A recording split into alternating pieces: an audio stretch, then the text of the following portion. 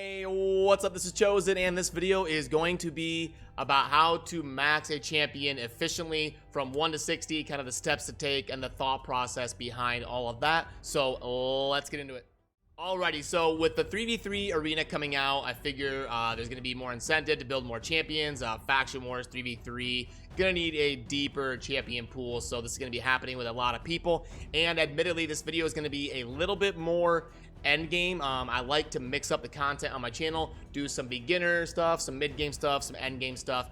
So don't feel bad if you can't do this method. If you've been playing Raid for a week, this video is probably not going to be super relevant to you or realistic for you to pull off, but it can still be relevant knowledge in terms of where you're going to be at someday when you do get to the end game, and kind of the thought process behind an end game player maxing a champion very efficiently, and kind of the different methods that go into that.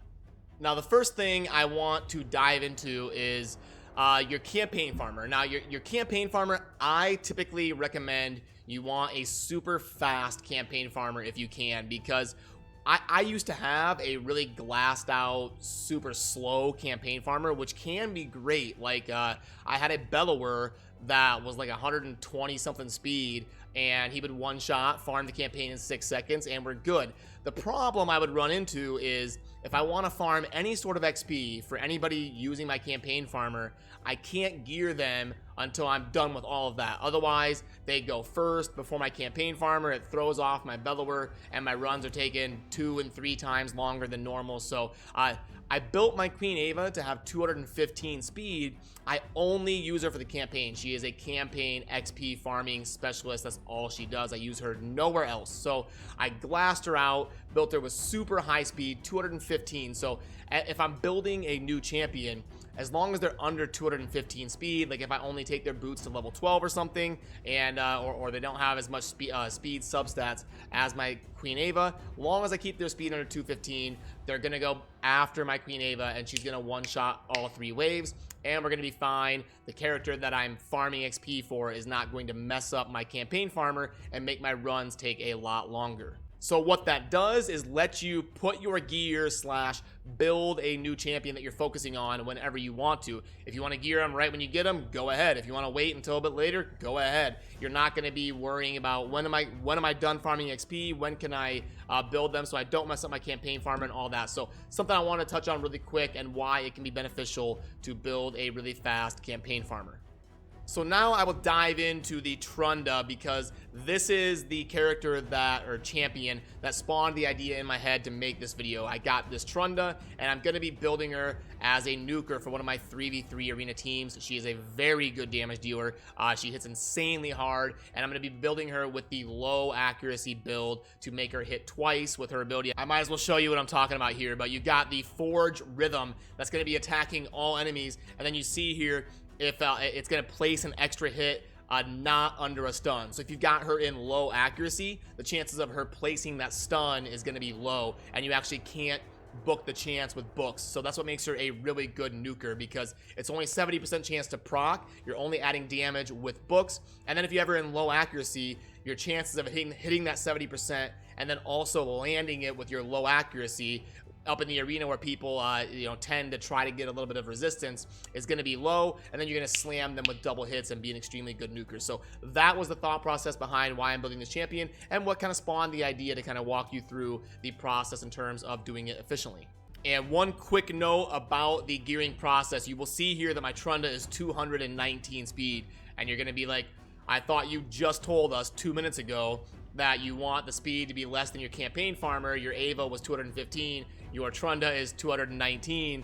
Didn't you just go against your own advice? It's going to be the solo leveling method that I'm going to walk you through here in a little bit. It's super efficient, and that's why I'm not even using my Queen Ava to level up my Tyrande. She's a legendary, she hits hard, she's good at the campaign, she does high damage, she has good gear, so I don't even need the campaign farmer. I can solo level my Tyrande, and we'll get into that here in a little bit. But the point I wanted to make talking about the artifacts is some of them were already 16 that I ripped off of other champions, but you can see some of them are at level 12.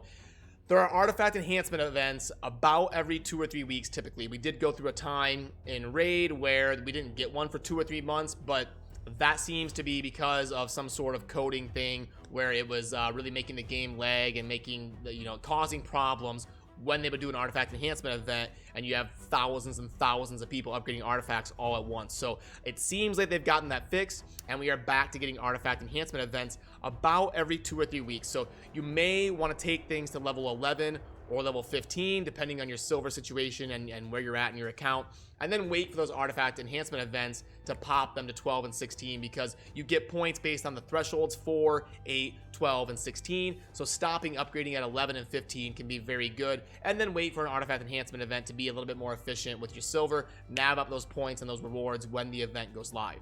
So now, what did I mean by solo leveling? What do you mean not using your campaign farmer? So what I did with my Tyrande when I'm building her is I go into the campaign, I go to the level, and I just use Tyrande, and we go. No campaign farmer, even though she's not maxed out, she doesn't have her masteries, she doesn't have all level 16 gear. It's okay.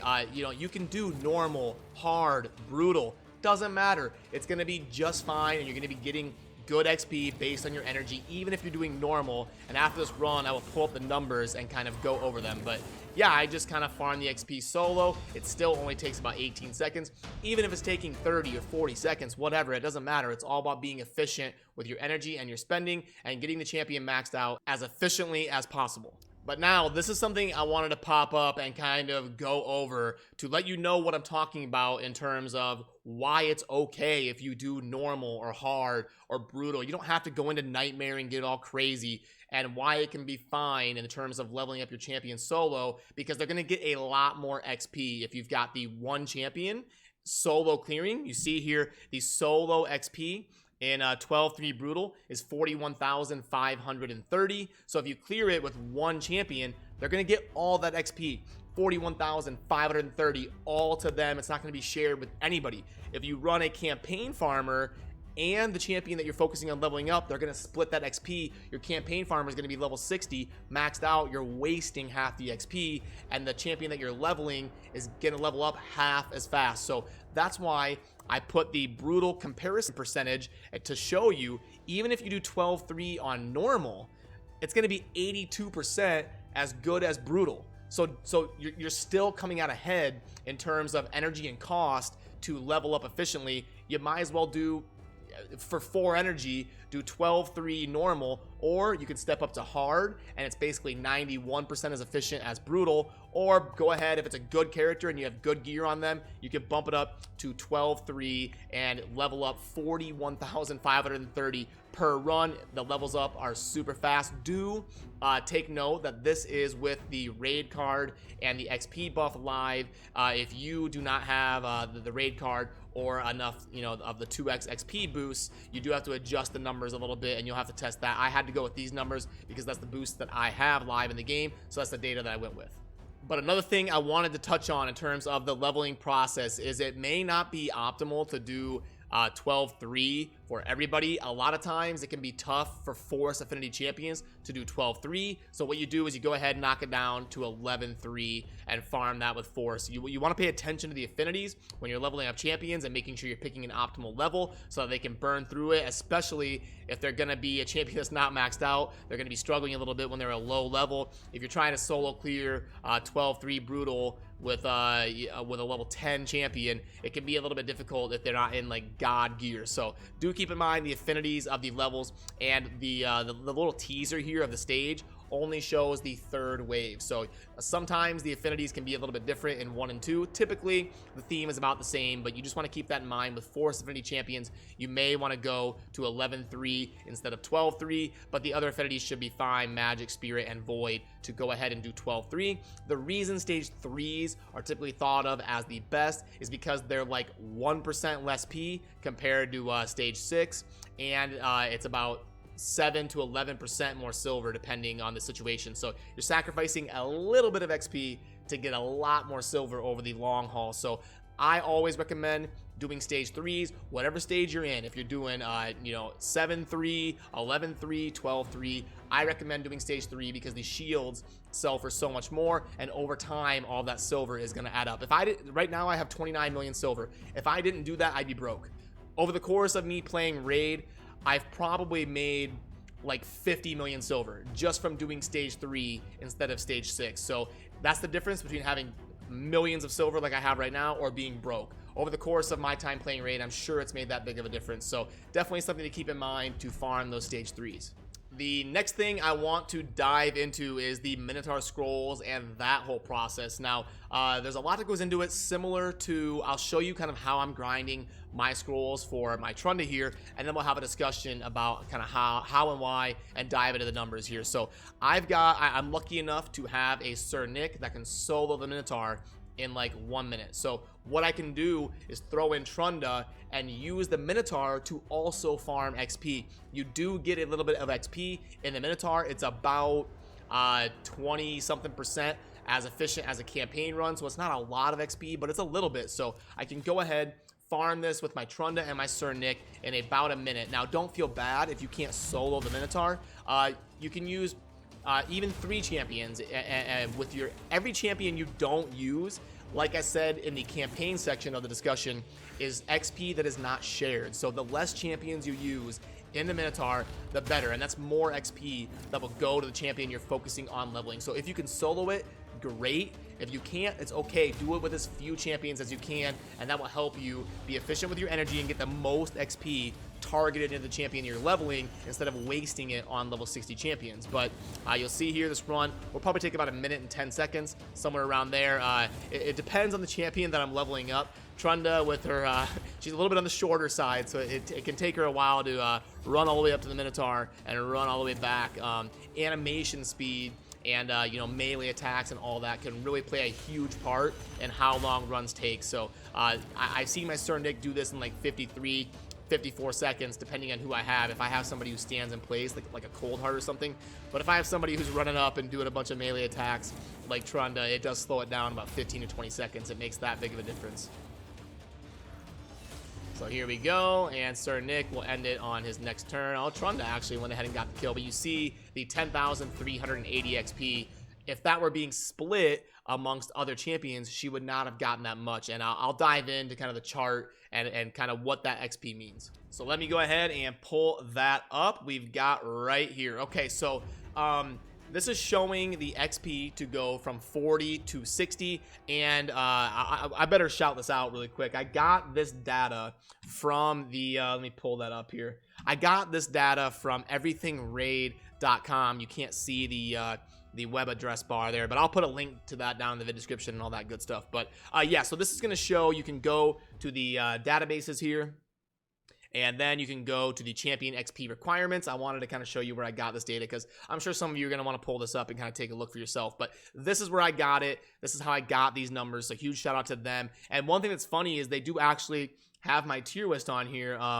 I must have talked to them months ago about using this on their site. And so they've actually got my old tier list here. It's not my updated one, but this is the one I used to do months ago. My little I forgot that the last tier of legendaries was submit ticket. I forgot about that. That's awesome.